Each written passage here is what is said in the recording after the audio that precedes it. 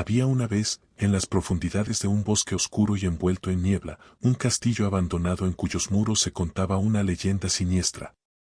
Decían que había pertenecido a Alaric, un famoso alquimista medieval, reconocido no solo por su inteligencia sino también por la sombra de arrogancia que envolvía cada uno de sus logros.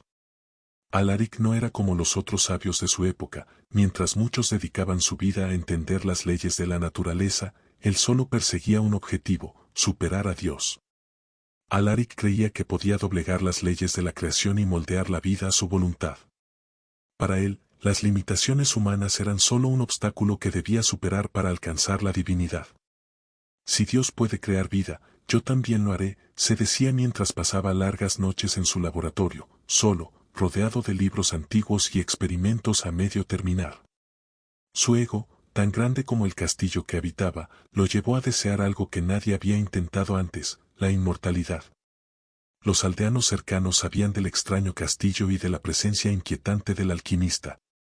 Algunos decían que habían visto luces verdes y azules en las ventanas altas, como si fantasmas o demonios estuvieran dentro, ayudándolo en sus oscuros experimentos. Otros juraban haber escuchado gritos y lamentos que retumbaban en la noche. Poco a poco, el pueblo comenzó a vaciarse, y quienes quedaban evitaban acercarse al lugar.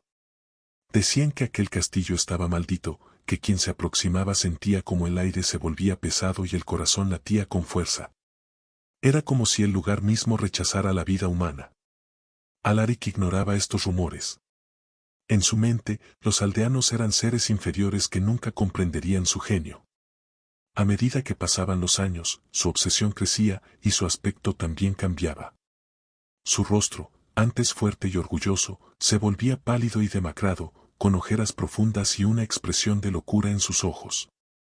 Las manos, siempre temblorosas, estaban cubiertas de pequeñas cicatrices, marcas de los experimentos fallidos, y su cabello, antes oscuro y espeso, ahora caía en mechones finos y canosos.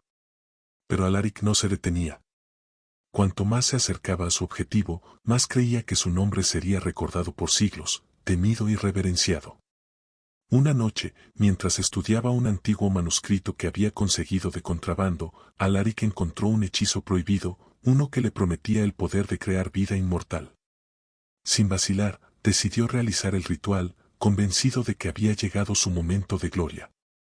Reunió ingredientes oscuros y terribles: polvo de huesos, sangre de cuervo y un elixir que él mismo había destilado durante meses. Colocó estos elementos en un gran caldero, que hirvió y burbujeó, emitiendo un hedor nauseabundo. Sin embargo, lo que más le aterraba y fascinaba era la última condición del ritual: el hechizo requería el sacrificio de una parte de su alma. Para Alaric, aquello no era un precio, sino un honor. El precio del conocimiento es el sacrificio, se dijo, y entonces, sin dudarlo, invocó el ritual prohibido. Al comienzo, todo parecía ir bien. El laboratorio se llenó de una luz dorada, y el caldero empezó a emitir destellos de vida, una especie de energía que parecía tener su propia conciencia. Alaric observaba fascinado cómo la materia inerte comenzaba a tomar forma. Una figura humanoide emergía del caldero, cubierta de un líquido espeso y oscuro, sus extremidades creciendo y retorciéndose como si fueran ramas de un árbol enfermo. Pero entonces, algo cambió.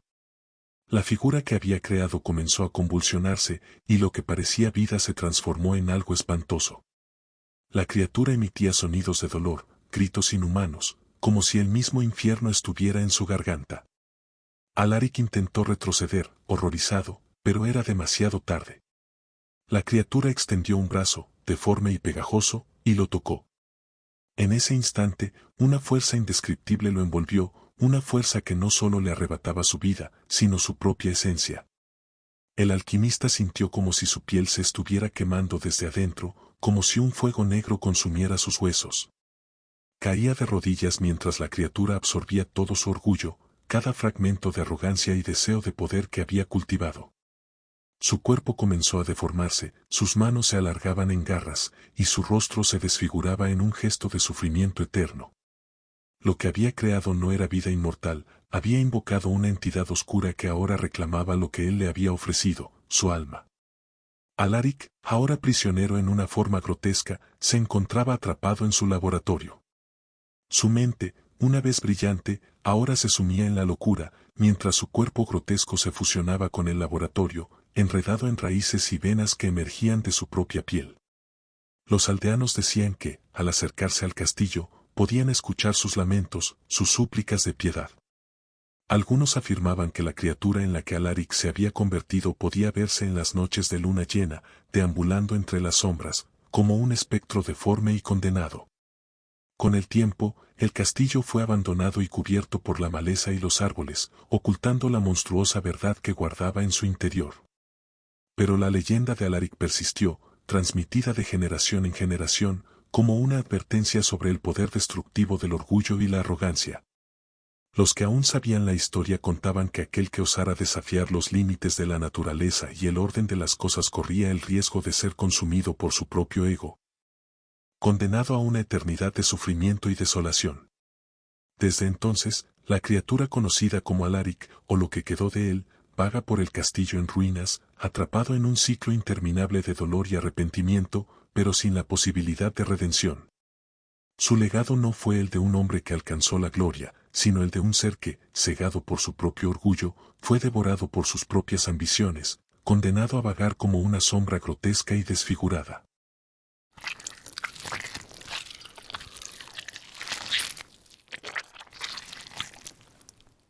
En una ciudad asediada por la peste y el hambre, había un hombre cuyo nombre era mencionado en susurros, con miedo y rencor. Aldrich, el banquero de la ciudad, era conocido no solo por su habilidad con los números, sino por su insaciable avaricia, una ambición que lo empujaba a acumular riquezas sin importar el precio. Mientras el pueblo moría de hambre, él se sentaba en la cima de una montaña de monedas de oro, joyas y propiedades. En su mente, cada moneda le pertenecía por derecho propio, él había trabajado para conseguirlas, y nadie merecía tocarlas. La ciudad sufría bajo la sombra de la peste negra. Cada día, las campanas de la iglesia resonaban, marcando la partida de más y más almas. Las calles se llenaban de cuerpos cubiertos con mantas, mientras el hedor de la muerte impregnaba el aire. Pero Aldrich no se inmutaba. Para él, todo era una oportunidad. Cuando las familias desesperadas acudían a él en busca de ayuda, él les prestaba oro a cambio de sus últimas posesiones, con intereses exorbitantes que sabían que nunca podrían pagar. Y si no podían pagar, bueno, siempre quedaban los hijos y las tierras. La piedad era un lujo que él no se permitía. Una noche, un hombre, con su ropa en harapos y la piel pálida de enfermedad, se acercó al banco de Aldrich, pidiéndole un poco de pan para su esposa moribunda. Aldrich lo miró con desdén, sin una pizca de compasión, y le indicó que se fuera si no tenía nada de valor que ofrecer. El hombre, desesperado, le ofreció su último anillo, una pieza sencilla pero valiosa, el único recuerdo de su madre. Aldrich lo tomó con una sonrisa retorcida, sus dedos largos y huesudos acariciando el anillo mientras lo guardaba en su cofre de tesoros. Tu miseria no es mi problema, murmuró sin mirarlo. Esa noche, mientras Aldrich contaba su oro en su oscuro sótano, una brisa helada entró por una ventana que él estaba seguro de haber cerrado. La vela en la mesa parpadeó, y por un instante, las sombras parecieron moverse por las paredes, como si cobraran vida. Una sensación extraña recorrió su cuerpo, un escalofrío que nunca antes había sentido. Pero el banquero se encogió de hombros, convencido de que solo era el cansancio. Pasaron los días, y la peste empeoró. La ciudad estaba al borde del colapso, y Aldrich seguía acumulando riquezas. El banco estaba lleno de objetos valiosos, piezas de arte, joyas, y cofres de oro que ocupaban cada rincón. Sin embargo, una noche, mientras observaba su tesoro, notó algo inquietante, las monedas parecían más opacas, y sus joyas brillaban menos. Debe ser la falta de luz, pensó, intentando calmarse.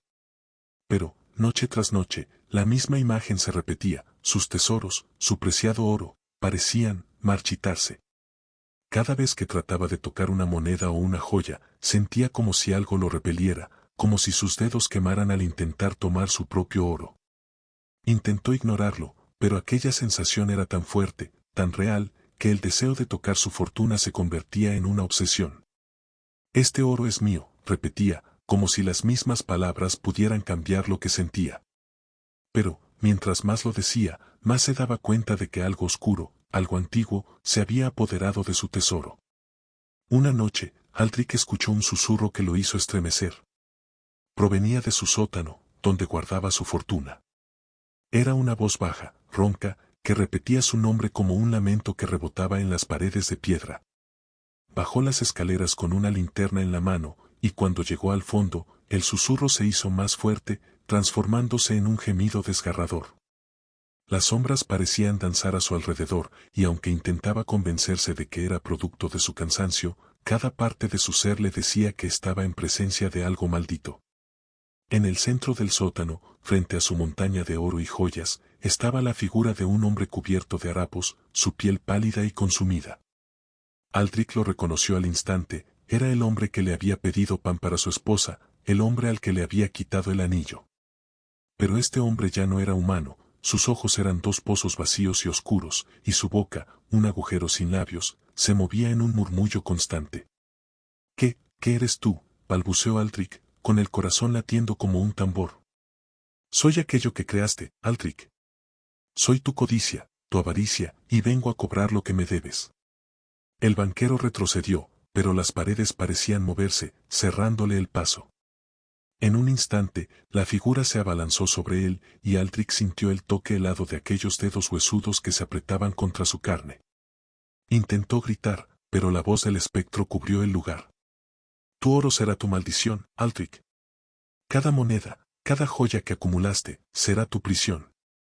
Aldrich cayó de rodillas, sus ojos fijos en las monedas, ahora negras y opacas, y en las joyas que parecían reflejar los rostros de todas las almas que había condenado.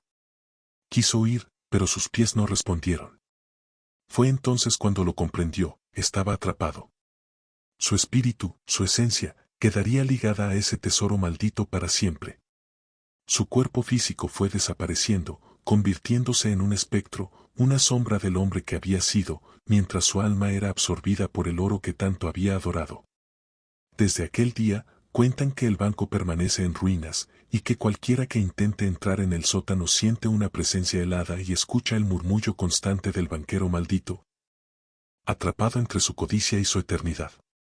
Muchos aseguran que las monedas aún brillan, pero advierten que quien las tome escuchará un susurro en la oscuridad, una voz rota y atormentada que clama desde el abismo de la codicia, mi oro, mi oro. Es el destino del avaro que lo dio todo por su tesoro, y que ahora, sin descanso ni redención, sufre en el silencio eterno, rodeado de las riquezas que fueron, al final, su condena.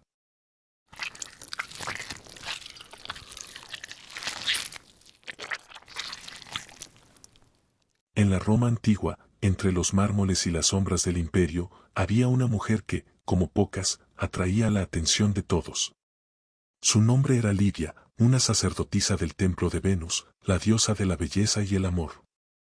Lidia era la encarnación de esos ideales, su rostro, esculpido como una obra de arte, y su figura, moldeada por los caprichos de los dioses. Su poder de seducción era tal que nadie podía resistirse a sus encantos. Hombres y mujeres la adoraban, la seguían como si su sola presencia fuera un regalo divino. Pero, bajo esa belleza y poder, Lidia guardaba un deseo oscuro, ella no quería simplemente ser hermosa, quería ser eternamente joven. Sentía una aversión profunda hacia la idea del envejecimiento, de la muerte. La lujuria por la vida, por el poder y por la juventud eterna la consumía tanto que el simple paso del tiempo la aterraba.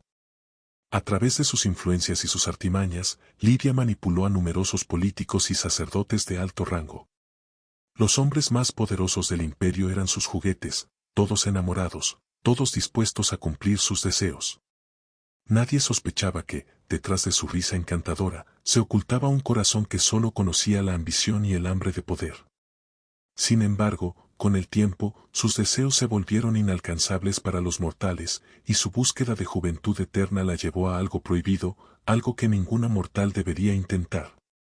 Una noche, cuando la luna estaba llena y las sombras cubrían la ciudad, Lidia escuchó rumores sobre un ritual secreto, un rito oscuro que prometía la eterna juventud, a cambio de un precio que nadie en su sano juicio pagaría. Fascinada, contactó a un antiguo sacerdote, desterrado de los templos por practicar artes prohibidas. Solo yo tengo el conocimiento que buscas, Lidia, le dijo, con una sonrisa siniestra mientras su mirada recorría cada rincón de la habitación. El sacerdote le entregó un libro, sus páginas amarillentas llenas de símbolos extraños y palabras de una lengua olvidada. Este ritual no es para los mortales. Una vez que lo hagas, no podrás deshacerlo. ¿Estás dispuesta a pagar el precio? Lidia ni siquiera titubeó. Para ella, ningún precio era demasiado alto si con eso podía conservar su juventud. La sacerdotisa se preparó para el ritual. Se encerró en el templo de Venus, en la sala secreta donde solo las sacerdotisas más poderosas tenían acceso. Allí, rodeada de estatuas de la diosa y de velas cuya llama parpadeaba con una luz inquietante, comenzó a recitar las palabras del libro. Con una daga ceremonial, trazó símbolos en su piel, mientras recitaba el hechizo prohibido, pidiendo a los dioses oscuros que le otorgaran lo que tanto anhelaba. Al principio, todo fue silencio. La oscuridad parecía devorar las llamas de las velas, y el aire se volvió denso, casi irrespirable. Pero Lidia no se detuvo. Cuando pronunció las últimas palabras, sintió una presencia, algo helado y antiguo, que la rodeaba. De pronto, un dolor intenso le recorrió el cuerpo, como si algo la desgarrara desde adentro. Cayó al suelo, gritando, mientras su piel palpitaba y ardía. Cuando el dolor pasó, Lidia se levantó y caminó hasta un espejo. Al mirarse, vio con asombro que su belleza era aún mayor que antes. Cada línea de su rostro, cada curva de su cuerpo había sido perfeccionada. Era más hermosa de lo que jamás había imaginado. Lo he conseguido, susurró, con una sonrisa satisfecha. Pero esa misma noche, la sacerdotisa sintió una extraña sensación en su piel. Era como si algo debajo de su carne se moviera, retorciéndose. Desesperada, intentó ignorarlo, convenciéndose de que era solo un efecto del ritual. Sin embargo, cuando se acercó a un noble para seducirlo como siempre hacía, algo cambió en su rostro. Él, horrorizado, la miró con ojos desorbitados, retrocediendo lentamente. ¿Qué eres? Aléjate de mí, gritó, antes de huir. Lidia, confundida, volvió a mirarse en un espejo. Lo que vio casi la hizo caer de rodillas. Su rostro, antes perfecto, estaba cambiando. Las líneas de sus labios se alargaban, deformándose en una mueca antinatural. Sus ojos, antes encantadores, se hundían en sus cuencas, rodeados de sombras oscuras. Su piel parecía marchitarse, cubriéndose de arrugas y grietas, como si fuera la corteza de un árbol podrido. En pánico, intentó lavarse la cara, pero el agua fría no cambió nada. Desesperada, regresó a su habitación y esperó. La noche pasó lenta y aterradora, cada segundo lleno de un temor desconocido, hasta que, al amanecer, miró su reflejo y vio que había vuelto a la normalidad. Tal vez fue una ilusión, se dijo, tratando de calmarse. Sin embargo, en el fondo de su mente, una voz le susurraba que ese cambio no había sido producto de su imaginación. La noche siguiente, el cambio regresó, esta vez más rápido y más violento. Su belleza se disolvía en un horror inimaginable, y su cuerpo parecía deformarse bajo su piel. Los hombres que antes la adoraban empezaron a evitarla, y pronto se corrieron rumores sobre la sacerdotisa maldita, la mujer que parecía ser una diosa de día y un monstruo de noche. Aterrorizada y sin saber qué hacer, Lidia regresó al sacerdote desterrado, rogándole por ayuda. Él la miró con desprecio y frialdad. Te advertí que habría un precio, le dijo, sin una pizca de compasión. Ahora eres una criatura de la lujuria y del deseo. Has obtenido lo que querías, pero cada noche, tu rostro mostrará tu verdadera naturaleza, un reflejo del monstruo que eres por dentro. Con el tiempo, Lidia fue consumida por el miedo y la desesperación. Intentó cubrir su rostro, evitar los espejos y quedarse en la oscuridad, pero nada la liberaba de la maldición. Cada noche, cuando el sol se ocultaba, su cuerpo se transformaba en algo monstruoso y grotesco, una imagen de la decadencia que albergaba en su interior. Y cada amanecer, cuando volvía a su forma humana, sentía el vacío de su existencia, la lujuria que la había condenado. Con el tiempo, Lidia desapareció. Nadie sabe dónde fue, pero algunos dicen que aún vaga por las ruinas de los templos abandonados, escondiéndose de las miradas, tratando de evitar que la vean en su forma monstruosa. Otros afirman que su espíritu ronda los espejos de aquellos que buscan el poder y la belleza a cualquier costo, y que, si miras detenidamente, puedes ver su reflejo en el vidrio, observándote con una expresión de eterna desesperación. Desde entonces, el nombre de Lidia se convirtió en una advertencia para aquellos que, como ella, buscan la belleza y el poder a cualquier precio. Porque, al final, la lujuria que la devoraba no era solo por el placer o la juventud, sino por algo mucho más oscuro, algo que la condenó a una eternidad de sufrimiento.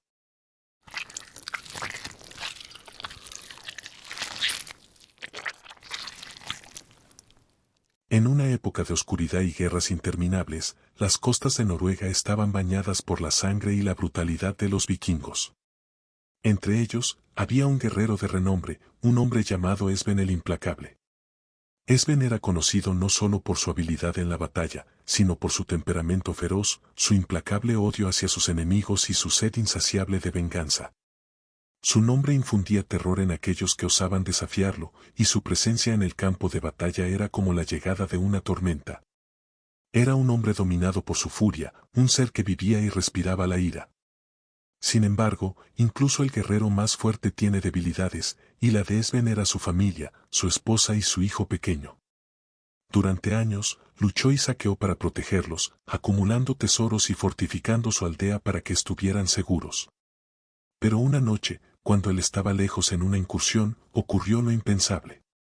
Una tribu rival atacó su aldea, arrasándola y dejando solo cenizas y cadáveres a su paso.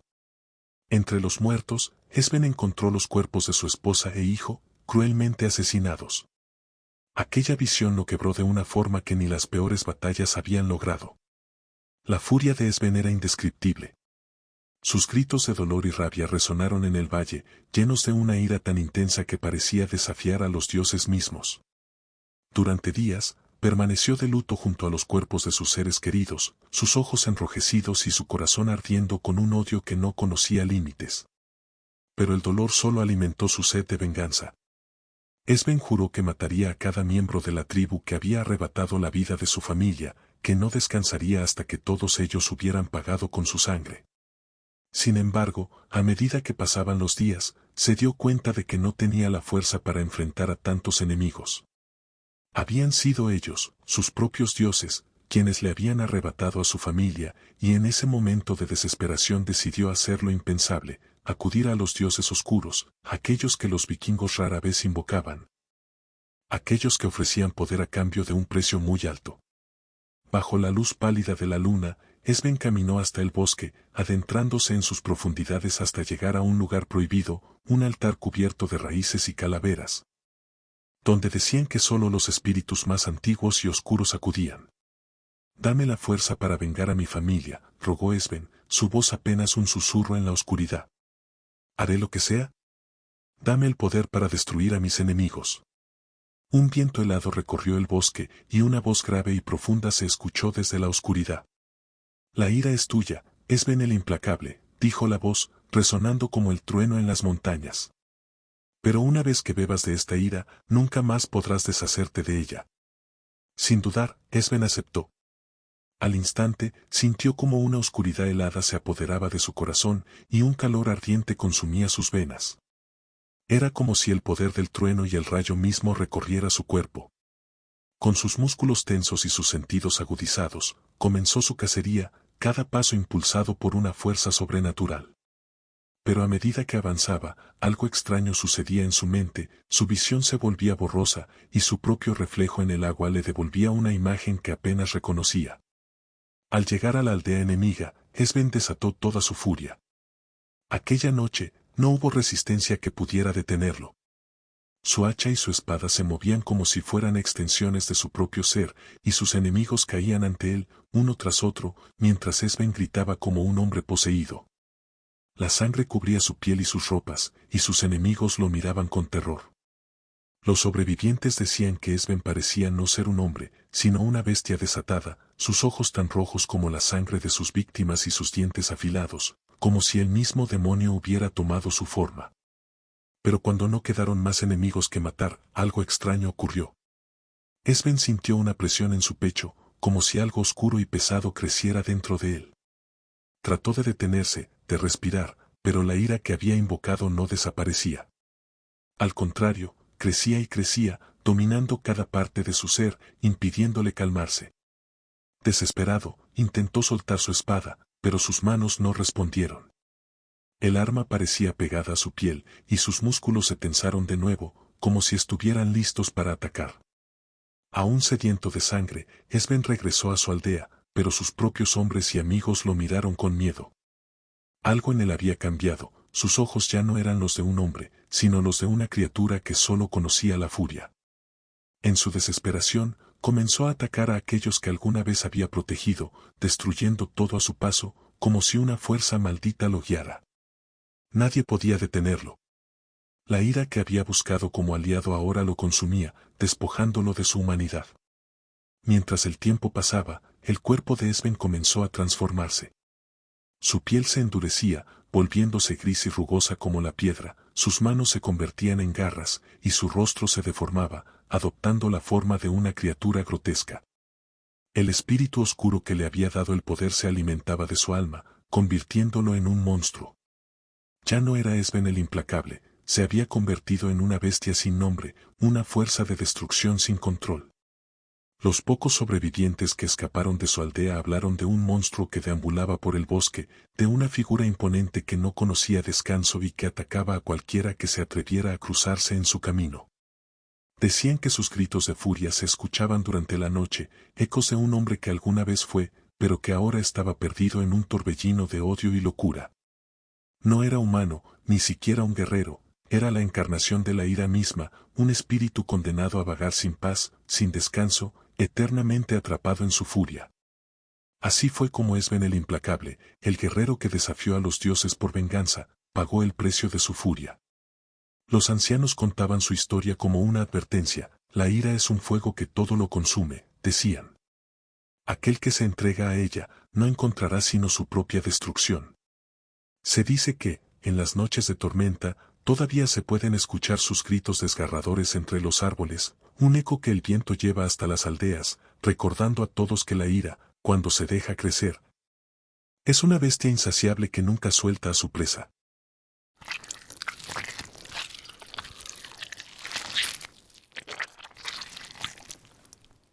En la era victoriana, cuando la nobleza vivía rodeada de lujos y secretos oscuros, había una joven llamada Amelia, miembro de una de las familias más respetadas de Inglaterra.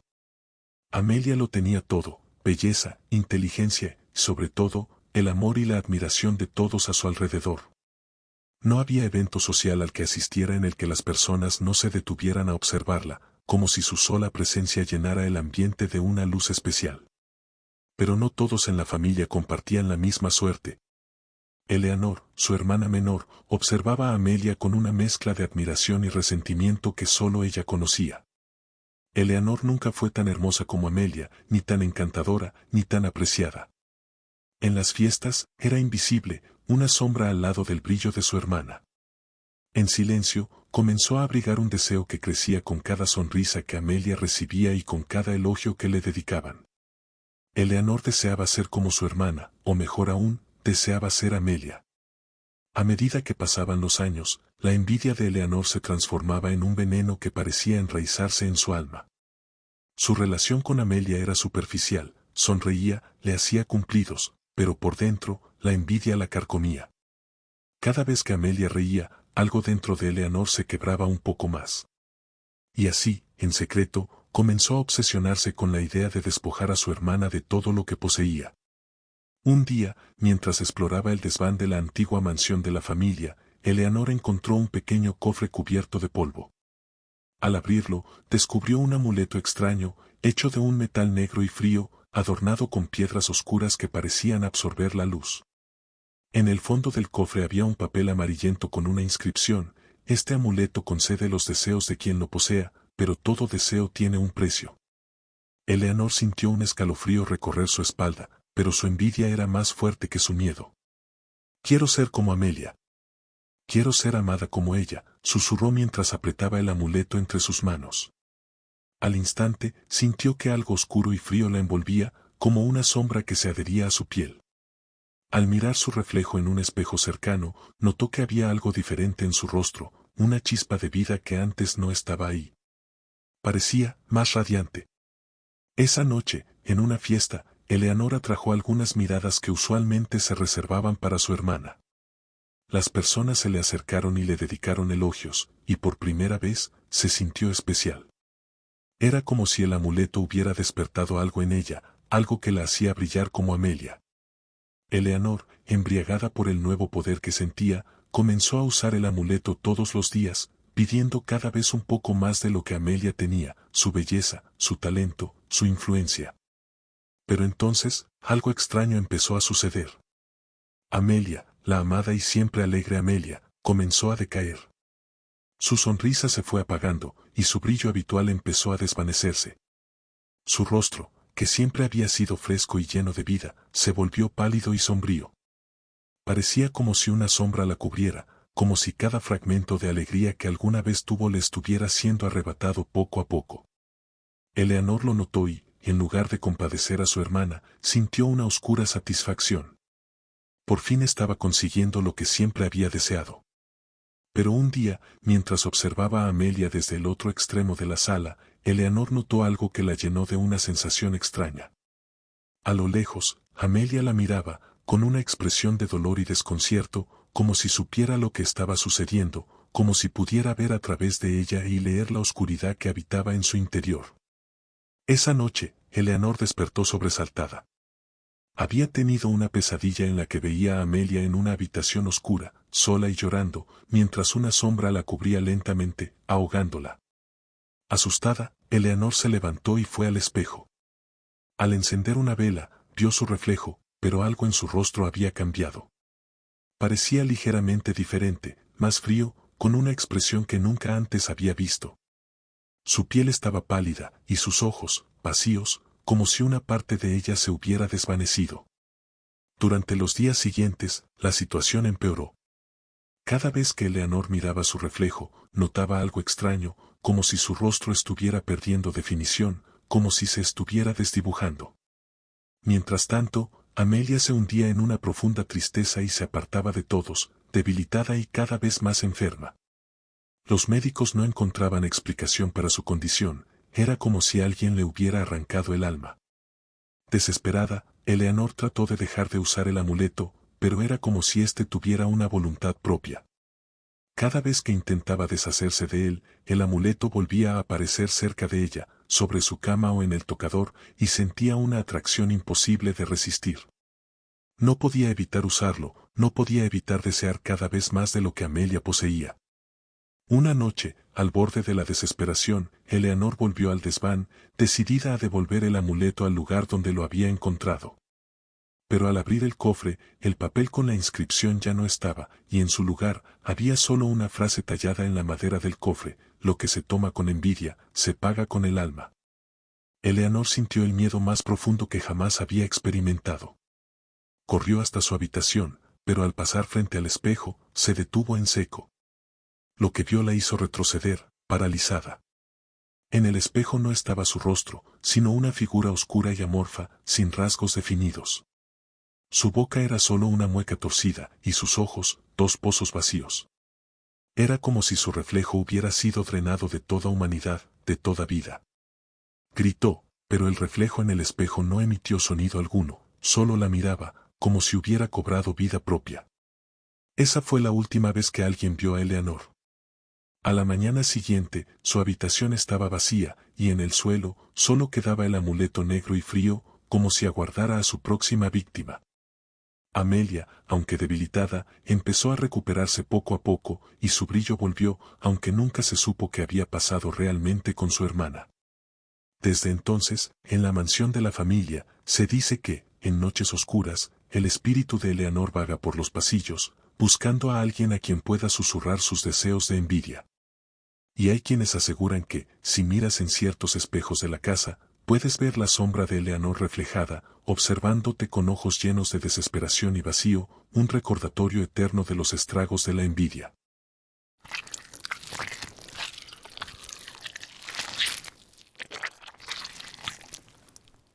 En un reino antiguo, rodeado de murallas y campos fértiles, vivía un hombre conocido en todo el imperio por su habilidad en la cocina. Su nombre era Gustav, el cocinero real. Su fama no tenía límites, reyes y nobles viajaban largas distancias solo para probar sus creaciones, pues sus platos eran un placer indescriptible, capaces de seducir incluso a los paladares más exigentes. Gustav era un maestro de los sabores, un genio de los aromas y texturas. Pero había algo oscuro en él, una gula insaciable que crecía con cada banquete, con cada platillo perfecto que preparaba. El hambre de Gustav no era la de un hombre común. No se limitaba a comer hasta saciarse, sino que siempre quería más, más sabores, más ingredientes exóticos, y, sobre todo, experiencias gastronómicas que nadie más pudiera probar. Su vida giraba en torno al próximo banquete, la siguiente receta, el próximo plato que lo llevaría al límite del placer y lo haría sentir más grande que cualquier mortal. Para Gustav, la comida era más que alimento, era una obsesión, un vicio que lo controlaba. Con el tiempo, su obsesión por comer y probar de todo comenzó a volverse una sombra peligrosa. Gustav, queriendo impresionar al rey y la corte, se adentró en el uso de ingredientes cada vez más raros y prohibidos. Cazaba animales exóticos en los rincones más lejanos del reino y experimentaba con plantas venenosas, manipulándolas hasta que fueran comestibles solo para él. No había límite para su ambición. Los banquetes se convertían en espectáculos macabros de opulencia, donde Gustav probaba primero cada plato, asegurándose de que fuera tan delicioso y peligroso como deseaba. Pero una noche, en la que el banquete estaba lleno de nobles y guerreros de toda la región, algo extraño sucedió. Gustav, como de costumbre, había probado cada platillo antes de servirlo. Su hambre era insaciable, y, una vez más, sintió que necesitaba algo más. Fue entonces cuando, en un arrebato de locura, decidió dar el paso más prohibido de todos, probar carne humana. Convenció a sus sirvientes de traerle a un prisionero condenado, prometiéndoles riquezas y honores si guardaban el secreto.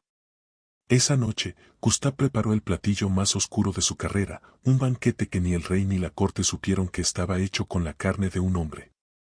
Al primer bocado, Gustav sintió una satisfacción tan profunda que un escalofrío recorrió su cuerpo. Aquella carne prohibida era más exquisita de lo que había imaginado, y, por primera vez, sintió que había encontrado el límite de su búsqueda.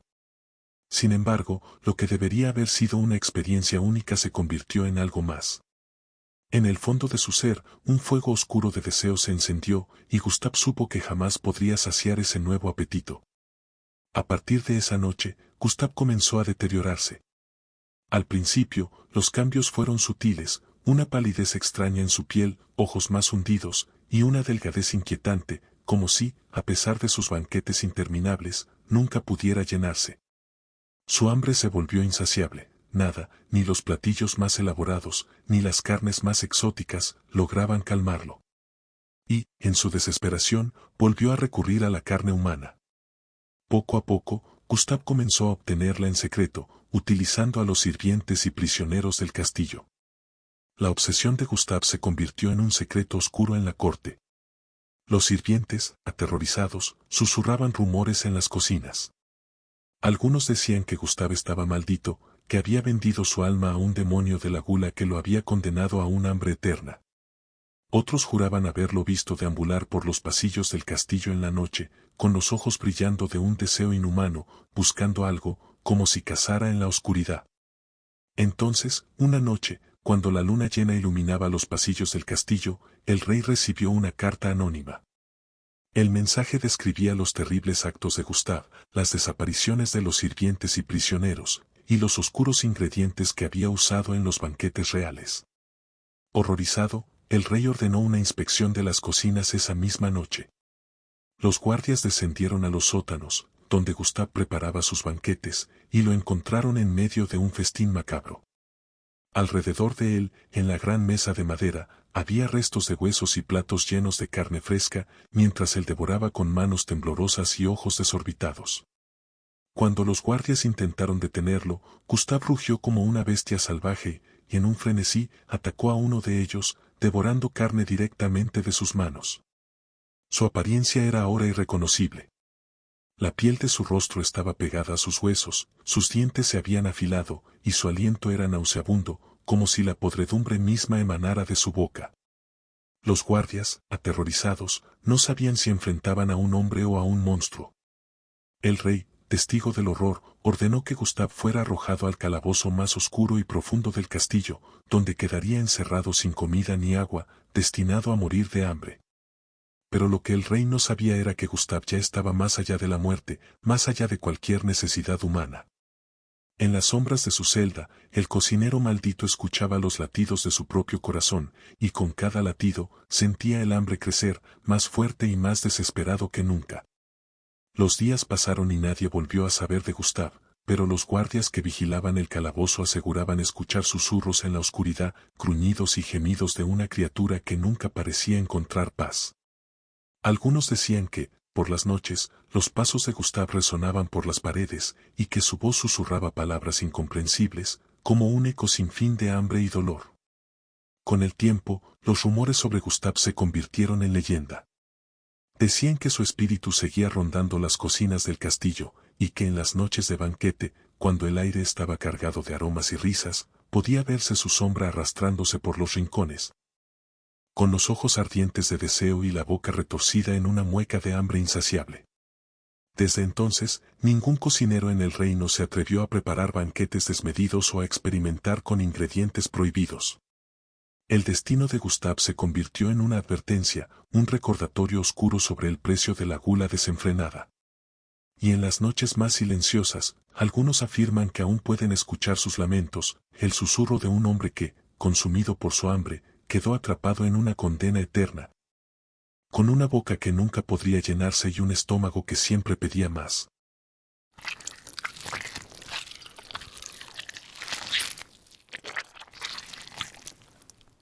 En una antigua abadía en las montañas de Europa vivía un monje llamado Tobías. Los muros de la abadía albergaban a hombres devotos, cuyas vidas estaban dedicadas a la oración, la contemplación y el trabajo. Pero Tobías no compartía la devoción de sus hermanos. A diferencia de ellos, que se esforzaban día y noche en sus deberes religiosos, él se abandonaba a una pereza profunda, pasando los días en la comodidad de su celda, mientras los demás trabajaban en silencio y armonía. Para Tobías, el monasterio era un lugar perfecto donde podía esconderse del mundo exterior y evitar cualquier esfuerzo o responsabilidad. Mientras sus hermanos se levantaban al amanecer para rezar, él permanecía en su cama hasta bien entrada la mañana. Los cantos, las oraciones y el trabajo diario le parecían esfuerzos inútiles, y, en lugar de participar, Tobías prefería fingir que estaba enfermo o demasiado débil para ayudar en las tareas diarias. A medida que pasaban los meses, su pereza comenzó a crear tensión en la abadía. Los otros monjes empezaron a notar su comportamiento, y aunque intentaron hablar con él, Tobías siempre respondía con excusas y mentiras, prometiendo que cambiaría, pero nunca cumpliendo con sus palabras. Finalmente, el abad, cansado de su falta de compromiso, lo llevó a la capilla una noche y le dio una advertencia solemne. La pereza es un pecado que devora el alma, Tobías. Si sigues en este camino, no encontrarás paz ni en esta vida ni en la siguiente. Tobías solo sonrió con desdén, creyendo que las palabras del abad eran exageraciones. Para él, la pereza era un placer, una forma de disfrutar la vida sin las ataduras de obligaciones y esfuerzos. ¿Por qué esforzarse cuando podía vivir en la comodidad de su celda, durmiendo y comiendo sin preocupaciones? Pero una noche, algo cambió. Tobías se acostó temprano, como de costumbre, envuelto en su manta y listo para sumirse en otro largo sueño. Sin embargo, cuando intentó moverse en la cama para acomodarse, notó que sus extremidades se sentían extrañamente pesadas. Trató de girar la cabeza, pero su cuello parecía inmóvil. Un escalofrío recorrió su cuerpo al darse cuenta de que no podía mover ni un solo músculo. Desesperado, trató de gritar, pero sus labios permanecían sellados, su lengua inmóvil como si estuviera atrapada en un bloque de piedra. Era como si su cuerpo entero se hubiera transformado en mármol, paralizado, incapaz de reaccionar. Solo sus ojos podían moverse, y con terror, miraban al techo oscuro de su celda, incapaces de cerrar los párpados ni de encontrar alivio en la oscuridad. Las horas pasaron, y Tobías, atrapado en esa parálisis aterradora, comenzó a notar algo aún más inquietante. En las esquinas de la celda, sombras oscuras parecían moverse, como si tuvieran vida propia. Figuras sin forma se deslizaban por las paredes, acercándose poco a poco, hasta que pudo ver rostros deformes y ojos que lo miraban con desprecio. Eran espíritus de monjes que, como él, habían caído en la pereza y, por ello, estaban condenados a sufrir eternamente. Al principio, Tobías pensó que era una alucinación, un sueño del que despertaría en cualquier momento. Pero las figuras se acercaban cada vez más, susurrando palabras incomprensibles y frías en sus oídos. Sintió como el tiempo se detenía y el aire se volvía pesado, como si una maldición antigua hubiera descendido sobre él, atándolo a su lecho, a su propia existencia vacía. Nadie acudió en su ayuda, pues sus gritos solo resonaban en su mente, nunca en la realidad. Los días pasaron, y Tobías seguía paralizado en su cama, atrapado en un estado entre la vigilia y el sueño. Los monjes notaron su ausencia en las oraciones y en las comidas, pero lo ignoraron, cansados de su actitud negligente. Nadie entraba en su celda, nadie parecía preocuparse por él. Al principio, Tobías sentía odio hacia ellos, resentimiento por su abandono, pero, lentamente, esa ira dio paso a la desesperación, y la desesperación a la locura. Los días se convirtieron en semanas, y las semanas en meses. Tobías, aún atrapado en su cama, comenzó a sentir cómo su cuerpo se marchitaba. Su piel se tornaba gris, como si la vida misma se le escapara. Su boca permanecía sellada, y su estómago retorcido por el hambre se convertía en un pozo de dolor que nunca podía calmar. Su pereza, que alguna vez había sido su refugio, ahora era su maldición. Su propio cuerpo, convertido en prisión, era el castigo perfecto para quien había desperdiciado la vida en el abandono. Con el tiempo, Tobías perdió toda noción del día y la noche. Las sombras en las paredes se convirtieron en su única compañía, los susurros de las figuras condenadas que le recordaban su pereza y su falta de voluntad. Ya no era capaz de pensar con claridad, su mente fragmentada por el dolor y el vacío. Su existencia era un ciclo interminable de sufrimiento, de hambre que nunca podía saciar, de sueño que nunca podía completar, de desesperación que nunca encontraba fin. Una noche, muchos años después, cuando su cuerpo se había reducido a poco más que piel y huesos, un monje anciano, explorando las celdas vacías del monasterio, abrió la puerta de la habitación de Tobías. Lo que encontró fue un espectáculo espeluznante, un cuerpo marchito y esquelético, cubierto de polvo y telarañas, con los ojos abiertos en una expresión de horror y sufrimiento indescriptible. Dicen que el monje anciano intentó cerrar los ojos de Tobías, pero estos no se movieron, como si aún estuvieran llenos de vida, condenados a observar eternamente el vacío. Horrorizado, el anciano informó al abad y la celda de Tobías fue sellada para siempre, convirtiéndose en un oscuro recordatorio de lo que sucede a aquellos que permiten que la pereza devore su vida y su propósito. Con el paso del tiempo, la leyenda de Tobías se extendió por el monasterio y los pueblos cercanos. Decían que, en las noches de invierno, cuando el viento susurraba entre las piedras, podían escucharse sus lamentos, un eco de desesperación que parecía emanar desde las profundidades del monasterio. Algunos afirmaban que su espíritu aún rondaba las celdas, vagando sin descanso, buscando el propósito que en vida rechazó, una sombra que recordaba a todos el peligro de una vida sin propósito ni acción. Gracias a todos por ver mis videos, espero que los hayan disfrutado. No olviden suscribirse y darle like para no perderse el próximo contenido. Nos vemos muy pronto. Y recuerda, siempre estaré presente en el momento más inesperado. Hasta la próxima.